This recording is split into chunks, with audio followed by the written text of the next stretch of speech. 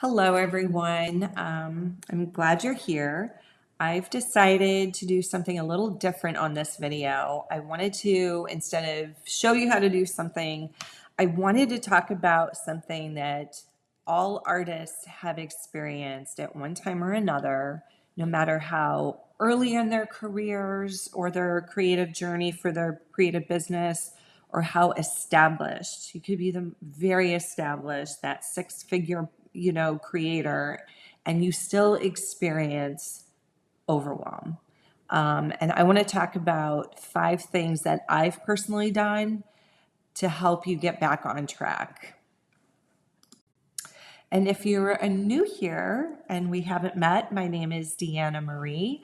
I have a creative company called Cartodi Designs, and I am a surface pattern designer, a creator, and an educator.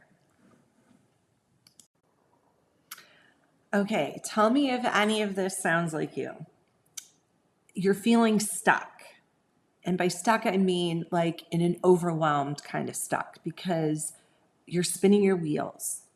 You're not sure what to work on first. You have like so many projects started, so many great ideas, and they're all over in front of you and you don't know what to tackle first. You spend too much time on administrative type tasks or working and troubleshooting that clunky website you built, or spending too much time on that instead of crafting that perfect email to send out that first pitch to your dream company. And you just feel like you're not getting anywhere. What could be causing this, right? Is there exterior things in your life, like you're a mom and you're staying home with your kids, and they could be little kids or older kids. So you're trying to fit things in between naps, school, sports, making dinner, and all of the other responsibilities, right? That can get you a little overwhelmed. Are you a working mom and you really want to have your own creative business so you don't have to work outside the house anymore? And you're still spread very thin. You're still juggling all of the things with your kids, your husband, partner, making dinner, and you're trying to fit it in and what little bits of time that you have, right? Or are you an empty nester? And now you have all the time in the world that you've never had in a very long time, I should say, and you don't know where to start because you don't know what to do with yourself. Or maybe it's because you've had a good workflow and you've had this system, this wash, rinse, repeat system that's been working for you. And all of a sudden you've had some growth, like a big deal growth. And you've had this opportunity, this licensing deal, this onboarding deal, something came your way. And now you've got that. And everything else you've been working on has kind of gotten a little out of control, right? And you're feeling a little overwhelmed. And that's natural. There's nothing wrong with that. Everybody goes through it in this business. What do we do? How do you regain your focus and move forward? Well, I'm going to give you 5 different things, starting with the first thing that I always do. 5 different things, I should say. Let me finish my thought.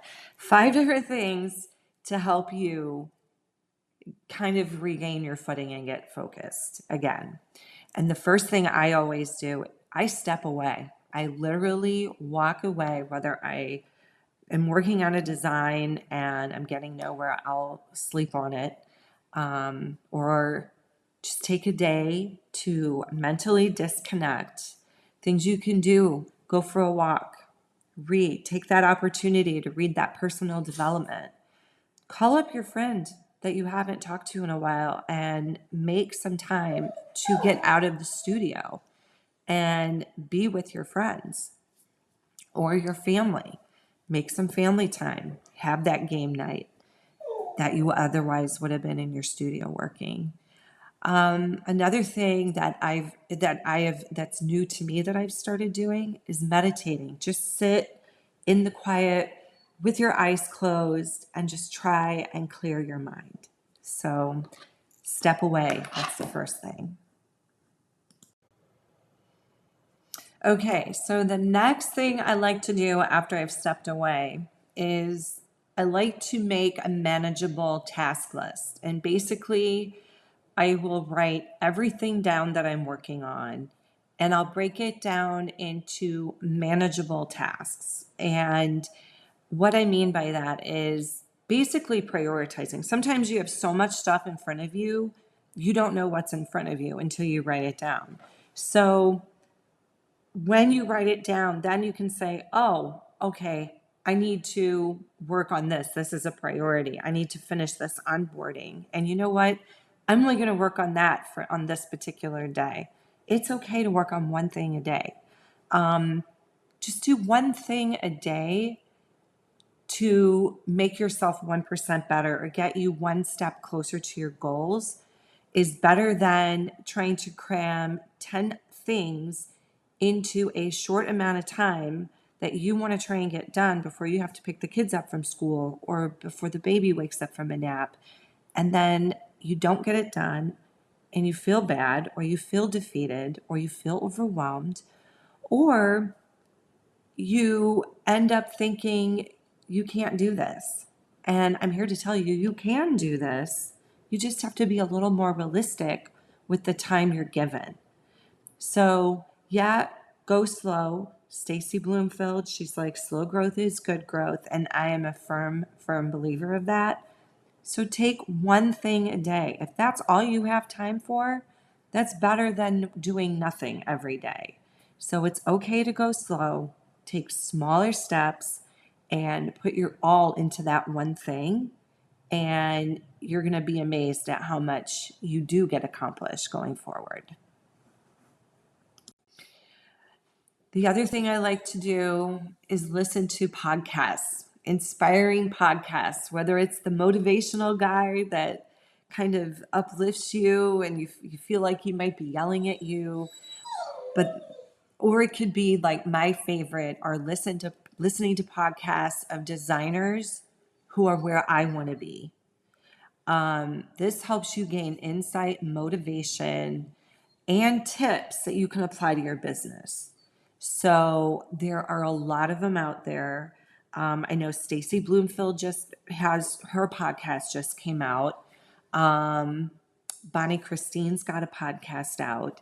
I suggest you could start there, or if there's some others that I don't know of that I haven't mentioned, but if there's a podcast, if someone you aspire to be or you like where they are, listen to their podcast. They have a lot of great information, and that really can help uplift you as well and get you refocused.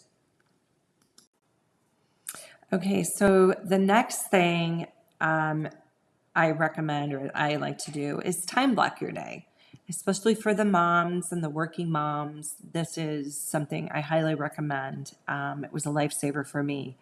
Time block your day from when you get up to when you go to bed. Everything that you have to do for that day. And what I mean by time block, it could be like your morning routine. Okay, this is, I'm taking care of the baby in the house at this time. Now is my studio time, and I'm going to take that hour and work on pitching, and then I'm going to design.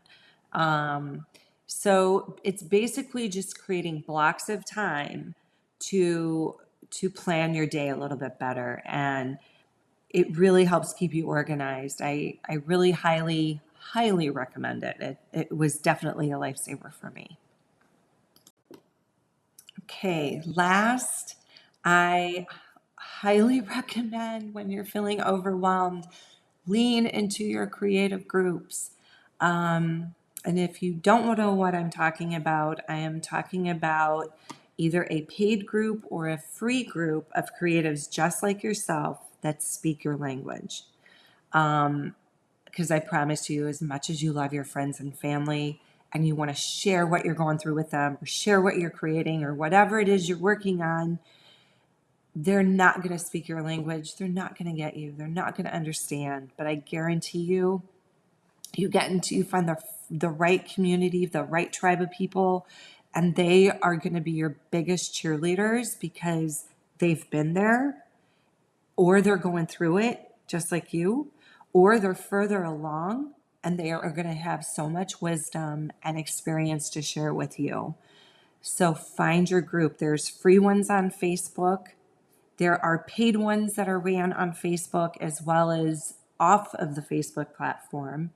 And then also seek out other creatives that are offering maybe a webinar or a mini class that's really nominal in a fee, because they'll even put up a Facebook group for support after the class for another month or maybe another month or so when the class is done.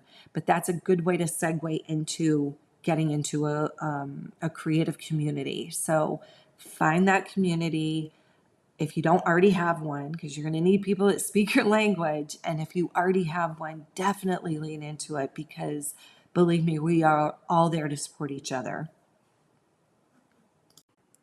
Okay, so to recap, the first thing, which I have covered up here with my face, I'm sorry, is to step away. Take that mental break to disconnect, spend time with friends and family, spend time with yourself, reading, meditating, self-care. I didn't mention that earlier, but that's also a good one. So definitely step away.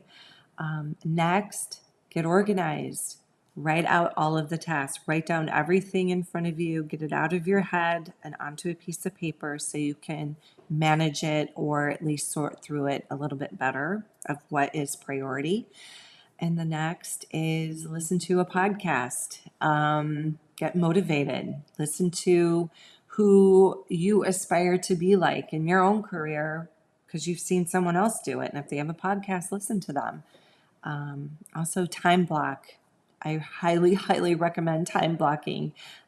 In fact, I think I'm going to put a link for a time block chart, just maybe to help you get started with maybe a couple of examples in there. I'll have that below this video. And then last, I think is also very important, is connect with your creative community. And if you don't have one, find one. There's free ones as well as paid ones out there. Okay, and before I go, I wanted to leave you with a little bit of inspiration. I love this quote. You are allowed to be both a masterpiece and a work in progress simultaneously. I believe that is so true for all of us, because that's what we strive for, is to be a masterpiece. And it's okay to, I always say I'm still a human becoming, I'm a work in progress. So I just want you to think about that as you go through your creative journey. And if you like this video, please like and subscribe. And maybe hit the bell so you know when I have a new video posted. So until next time, I thank you for watching, and you guys have a creative day, and I'll see you next time. Bye-bye.